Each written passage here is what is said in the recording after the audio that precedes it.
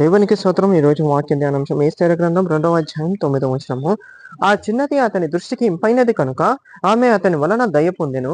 కాబట్టి ఆమె పరిమళ క్రియల కొరకైన వస్తువులను, కావలసిన భోజన పదార్థములను రాజు ఇంటిలో నుండి ఆమెకు ఈయదగురు ఆడపిల్లలను అతడు ఆమెకు త్వరగా ఏర్పరిచి ఆమెను, ఆమె చెలికత్తెలను అంతఃపురములో అతి శ్రేష్టమైన స్థలమందుంచెను.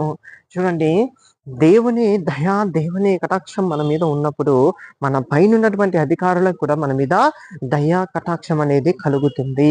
మనము మనుషుల దయ కంటేను కూడా దేవుని దయను పొందుకునే వారిగా మనం ఉండాలి.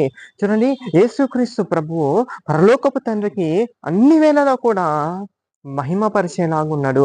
ఆ తండ్రి మాటను విన్నాడు. నేను విన్నదాన్నే చెప్తున్నాను, ఆయన చెప్పినవే నేను చేస్తున్నాను, నా యందు తండ్రి ఉండి మాట్లాడుతున్నాడు తప్ప నేను మాట్లాడట్లేదు అని చెప్పి అంతగా దేవాతి దేవునికి విధేయత చూపించాడు. శిలువ మరణమంతగా విధేయతని దేవాతి దేవుడు నేర్చుకున్నాడు. చూడండి, ఆ యేసు క్రీస్తు ప్రభువుని దేవుడు ఎంతగా మహింపరిచారంటే, యేసు నామమునకు మించిన నామము ఈ భూమి మీద లేదు, పరలోకంలో లేదు, భూమి కింద ఉన్న వాటిలో కూడా లేదు. అన్ని నామముల కంటే పైనామము యేసునామం అన్నాడు. మనము కూడా అలా దేవాతి దేవుని యొక్క దయ, కటాక్షము పొందుకోగలిగితే చూడండి, ఆ మనను కూడా దేవాతి దేవుడు హెచ్చిస్తాడు.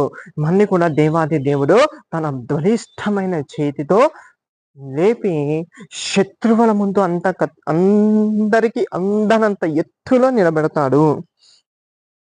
యోసేపు జీవితంలో అదే జరిగింది. దేవాతి దేవుడు మన జీవితాల్లో కూడా అట్టి నడిపింపును దయచేయును కాక. ఆమేన్.